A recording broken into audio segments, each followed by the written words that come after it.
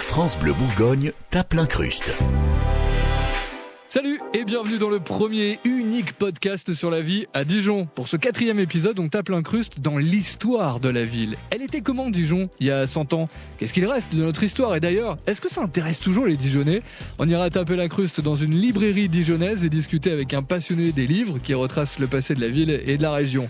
Mais avant ça, on papote avec 3 Dijonnais, triés sur le volet, sélectionnés avec rigueur et qui vont partager leur vision de l'histoire de Dijon.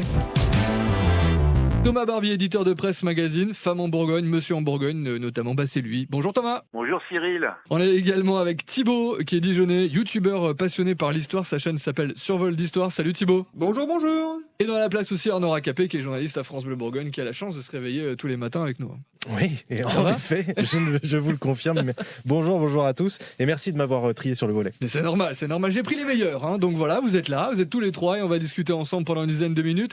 Thomas, est-ce que, de manière générale, t'es fan d'histoire, toi? Ouais, plutôt. Alors, j'ai une petite fierté. Enfin, j'ai pas moyen d'être très très fier à l'école pour tout ce qui était maths et compagnie, mais j'étais premier dans une matière, c'était l'histoire géo. D'accord. Ah ouais, donc vraiment là, on a du lourd avec nous, on a du dossier, quoi. On verra, hein, ouais. 4e. Arnaud? Personnellement, c'est-à-dire que j'aime bien l'histoire. Après, être passionné, c'est s'y intéresser tous les jours et faire, avoir des lectures, regarder des documentaires. C'est pas mon cas, donc j'aime l'histoire.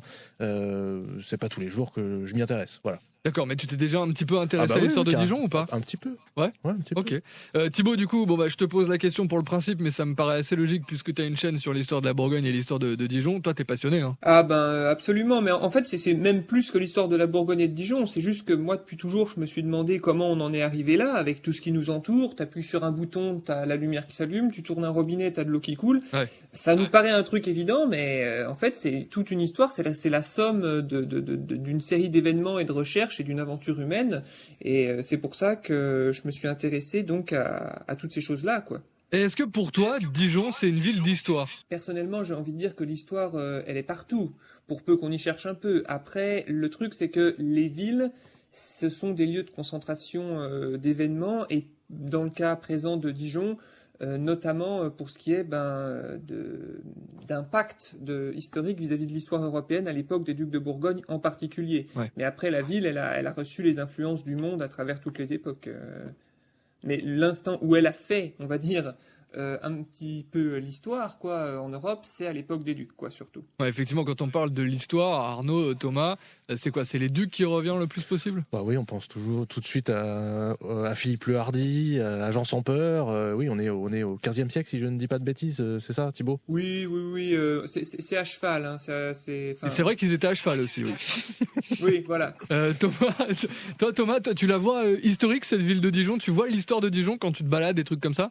C'est vrai que j'ai l'impression qu'on a eu une chance quand même incroyable, c'est qu'on n'a pas été une ville particulièrement détruite par la guerre, et ce qui fait que notamment quand on est dans l'hypercentre ville de Dijon, c'est qu'on se sent imprégné par différentes, par les siècles, presque le dernier millénaire, quoi. Donc c'est impressionnant, c'est prégnant presque, j'ai envie de dire, le sentiment d'histoire qu'on se promène dans les rues de Dijon. C'est quand même cool de lever la tête quand on est dans les rues du centre-ville de Dijon, hein, quand même.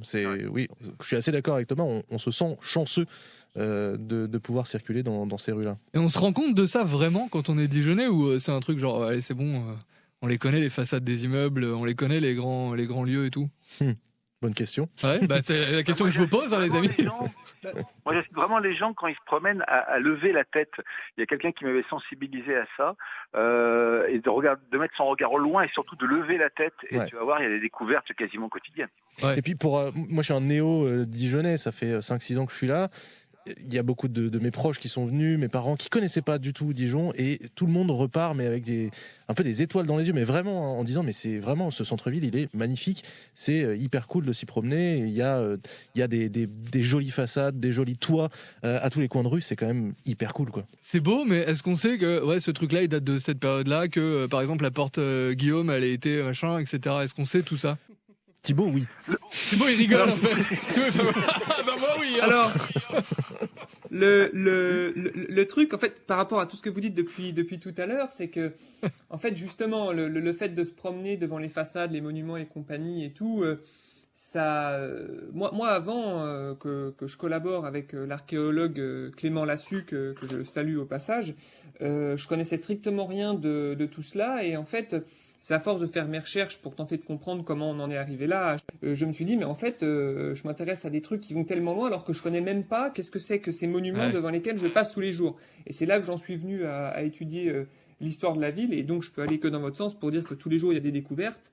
Et donc c'est là que j'ai décidé de tenter de vulgariser la chose au maximum pour la rendre la plus accessible possible sur ma chaîne, quoi. Ouais, carrément. Thomas, par exemple, tiens, si je te pose une question, Dijon, il y a 100 ans, on est en 1920, à ton avis, elle ressemble à quoi cette ville ? C'est une ville qui suivait évidemment par définition l'après-guerre. Alors la bonne nouvelle, c'est qu'elle n'avait pas été trop abîmée, si je dis pas de bêtises, par l'après-guerre.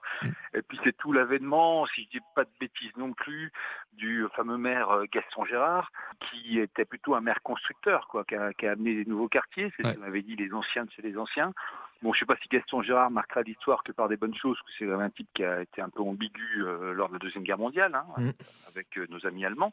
Mais bon, certains diront que c'est notre époque, ça n'a pas empêché que ça a été dans les années 20 et 30, si je dis pas de bêtises, un maire considéré un peu comme constructeur, comme a pu être quelque part François Rebsamen depuis ces 20 dernières années. En fait, les Dijonais qui étaient là à cette époque-là, quand même, c'était des gens qui avaient réussi à survivre à, donc, comme vous l'avez dit, donc la Première Guerre mondiale, terminée 2 ans plus tôt, et aussi, et là ça résonne beaucoup plus dans l'actualité, dans l'air du temps, à survivre aussi à la pandémie de grippe espagnole, qui avait fait des ravages. On parle de plus de 400 000 morts rien qu'en France. Donc là, la population, elle avait quand même subi un double traumatisme, mais après ça, elle est rentrée dans un sentiment d'euphorie, d'un besoin de profiter de la vie tant que ça dure, de se divertir, de s'amuser. C'est pas pour rien qu'on appelle ça les années folles, les années 20. Et cet empressement à se divertir, il se voit dans la ville. On a notamment la construction de nouveaux cinémas qui se mettent à pousser dans la ville, avec par exemple l'Eldorado, l'Olympia. Donc même si le cinéma à Dijon existait avant-guerre, c'est là qu'il explose vraiment dans la ville. Et là, il y a un petit paradoxe, c'est que ces mêmes salles de cinéma qui se sont en partie développées grâce au contre-coup d'une pandémie sont en train de mourir à cause d'une nouvelle pandémie, quoi. Ouais. On a déjà dit ça avec l'arrivée de la télévision, que le cinéma allait mourir, mais là, pour le coup, entre la pandémie, le prix du billet, plus les technologies de streaming qui arrivent aujourd'hui, la question se repose, quoi. Ouais, ça fait écho, c'est marrant. À l'époque, Thibaut, on sait combien de personnes décèdent malheureusement avec cette pandémie ? Alors on a pour ce qui est de la grippe espagnole, en fait, on n'a pas des chiffres exacts. Des chiffres globaux, quoi, c'est ça. Ouais. On a que des chiffres, globaux et tout. Après, pour ce qui est des chiffres de Dijon, la ville en elle-même, pour ce qui est de à quoi elle ressemblait dans les années 20, faut bien se rendre compte que c'était une ville qui était dans les années 20, Dijon, c'était 80 000 habitants. Aujourd'hui, Dijon, sans ses alentours, c'est 155 000 habitants. Tout ce qui est quartier, Wilson, Montchapet, Tannery, Toison, Bourroche, Larrey, Grésy, tout ça, c'était juste des vignes et des champs. On commence à peine à se lancer dans la création du quartier de la Maladière. Et pour ce qui est des quartiers de Clémenceau et de Saint-Bernard, c'était des quartiers industriels, avec la biscuiterie Pernod, notamment. Il y avait l'ancien tram ? À cette époque-là, il était encore là. Oui, mais il n'était pas Cassis. Il était pas Cassis, mais il a participé à l'essor aussi de la ville, ouais. À l'essor de la ville, tout à fait, parce que il faut dire que vraiment le sentiment d'euphorie de la population suite aux épreuves qu'elle avait eues entre la pandémie de grippe espagnole et la Première Guerre mondiale, ça a été de pair également avec un rebond économique qu'on peut voir encore aujourd'hui dans le centre de Dijon. Dans les années 20, on voit apparaître de nouveaux temples de la consommation, à l'image du dôme haussmannien du pauvre diable qui est aujourd'hui H&M. Il y a également l'ouverture des magasins modernes qui sont aujourd'hui les Galeries Lafayette.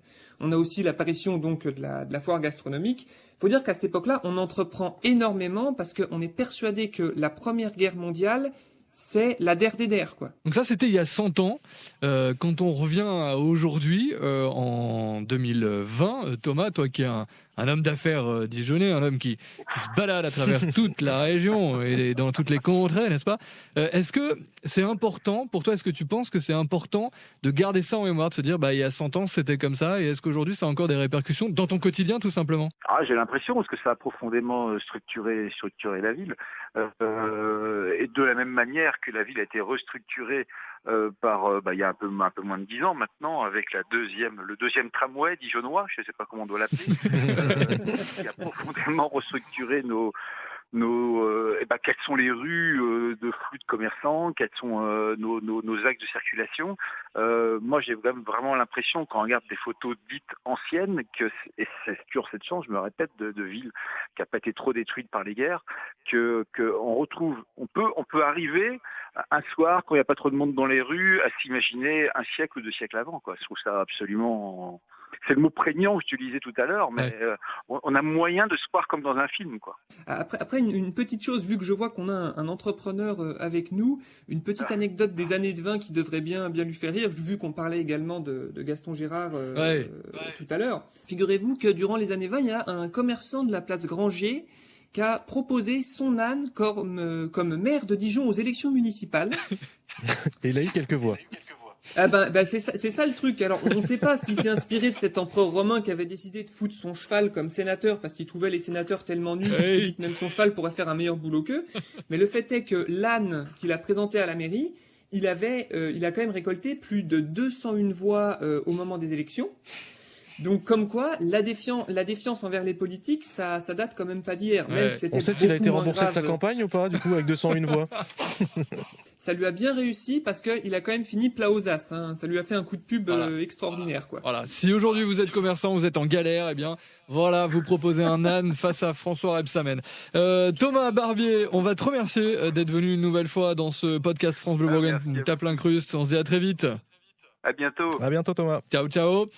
Thibaut, c'est l'heure aussi de se quitter. On te retrouve sur ta chaîne YouTube Survol d'Histoire pour découvrir un petit peu plus en détail l'histoire de Dijon et de la Bourgogne et de manière générale de comprendre pourquoi on en est arrivé là aujourd'hui. Merci Thibaut, à très vite. Merci, bonne journée. Salut.